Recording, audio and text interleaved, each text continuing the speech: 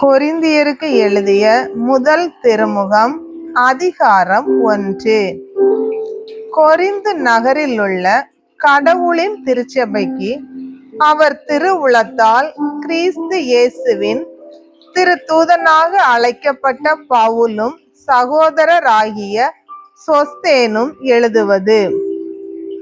இயேசு கிறிஸ்துவோடு இணைக்கப்பெற்று தூயோராக்கப்பட்டு இறை மக்களாக இருக்க அழைக்கப்பட்டுள்ள உங்களுக்கும் எல்லா இடங்களிலும் நம் ஆண்டவர் இயேசு கிறிஸ்துவை அறிக்கையிடும் யாவருக்கும் நம் தந்தையாம் கடவுளிடம் இருந்தும் ஆண்டவர் இயேசு கிறிஸ்துவிடம் இருந்தும் அருளும் அமைதியும் உரித்தாகுக. இயேசு கிறிஸ்து நமக்கு மட்டும் அல்ல, அனைவருக்கும் ஆண்டவர். கிறிஸ்து இயேசுவின் வழியாக நீங்கள் பெற்றுக்கொண்ட இறை அருளை முன்னிட்டு உங்களை நினைத்து என் கடவுளுக்கு என்றும் நன்றி செலுத்துகிறேன். ஏனெனில் நீங்கள் கிறிஸ்துவுடன் இணைக்கப்பெற்று சொல்வன்மையும் நிறை அறிவும் பெற்று எல்லா வகையிலும் செல்வர்கள் ஆனீர்கள். மேலும் கிறிஸ்துவை பற்றிய சான்று உங்களால் உறுதிப்படுத்தப்பட்டுள்ளது. ஆண்டவராகிய இயேசு கிறிஸ்து வெளிப்படுவதற்காக காத்திருக்கும் உங்களுக்கு அருள் கொடை எதிலும் குறையே இல்லை. நம் ஆண்டவர் இயேசு கிறிஸ்து வெளிப்படும் நாளில் நீங்கள் குறை சொல்லுக்கு ஆளாகாதிருக்க அவர் உங்களை இறுதி வரை உறுதிப்படுத்துவார். கடவுள் நம்பிக்கைக்குரியவர். தம் மகனும் நம் ஆண்டவரும் ஆகிய இயேசு கிறிஸ்துவின் நட்புறவில் பங்கு பெற உங்களை அவர் அழைத்துள்ளார். சகோதர சகோதரிகளே, நம் ஆண்டவர் இயேசு கிறிஸ்துவின் பெயரால் நான் உங்களை கெஞ்சி கேட்டுக்கொள்வது இதுவே. நீங்கள் ஒத்த கருத்துடையவர்களாய் இருங்கள். உங்களிடையே பிளவுகள் வேண்டாம்.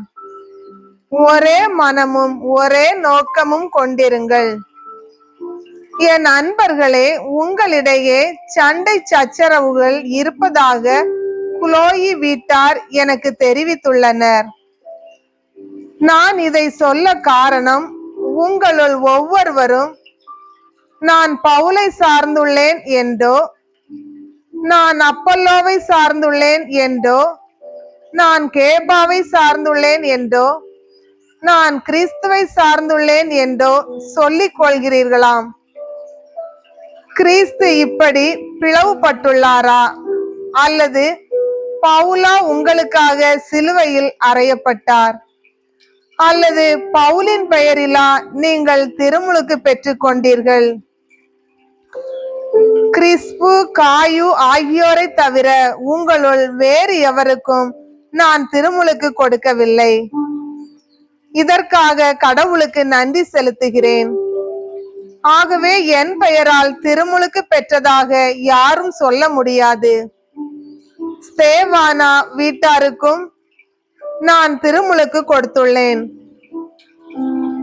மற்றபடி வேறு எவருக்கும் திருமுழுக்கு கொடுத்ததாக எனக்கு நினைவு இல்லை. திருமுழுக்கு கொடுப்பதற்கு அல்ல, நற்செய்தியை அறிவிக்கவே கிறிஸ்து என்னை அனுப்பினார். மனித ஞானத்தின் அடிப்படையில் ஆன சொற்களில் இந்நற்செய்தியை அறிவித்தலாகாது. அவ்வாறு அறிவித்தால் கிறிஸ்துவின் சிலுவை பொருளற்று போய்விடும். சிலுவை பற்றிய செய்தி அழிந்து போகிறவர்களுக்கு மடமையே. ஆனால் மீட்பு பெறும் நமக்கோ அது கடவுளின் வல்லமை. ஏனெனில் ஞானிகளின் ஞானத்தை அழிப்பேன், அறிஞர்களின் அறிவை வெறுமையாக்குவேன் என்று மறைநூலில் எழுதியுள்ளது. இவ்வுலகை சார்ந்த ஞானி எங்கே? அறிவாளி எங்கே? வாதிடுவோர் எங்கே? இவ்வுலக ஞானம் மடமை என கடவுள் காட்டிவிட்டார் அல்லவா? கடவுளுடைய ஞானத்தால் அவரை அறிந்து கொள்ள முடியும். ஆனால் உலகினர் தம் ஞானத்தால் கடவுளை அறிந்து கொள்ளவில்லை. எனவே மடமை என்று கருதப்பட்ட நற்செய்தியை பறைசாற்றியதன் வழியாக நம்பிக்கை கொண்டோரை மீட்க கடவுள் திருவுளம் கொண்டார். யூதர்கள் அரும் அடையாளங்கள் வேண்டும் என்று கேட்கிறார்கள். கிரேக்கர் ஞானத்தை நாடுகிறார்கள்.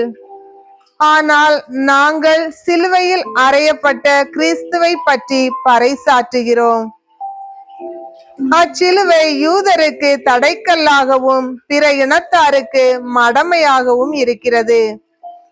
ஆனால் அழைக்கப்பட்டவர்கள் யூதரானாலும் கிரேக்கரானாலும் அவர்களுக்கு கிறிஸ்து கடவுளின் வல்லமையையும் ஞானமுமாய் இருக்கிறார். ஏனெனில் மனித ஞானத்தை விட கடவுளின் மடமை ஞானம் மிக்கது.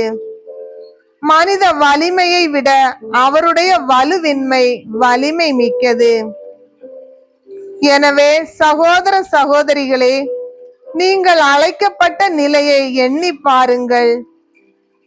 மனித கணிப்பின்படி உங்களுள் ஞானிகள் எத்தனை பேர், வலியோர் எத்தனை பேர், உயர்குடி மக்கள் எத்தனை பேர்.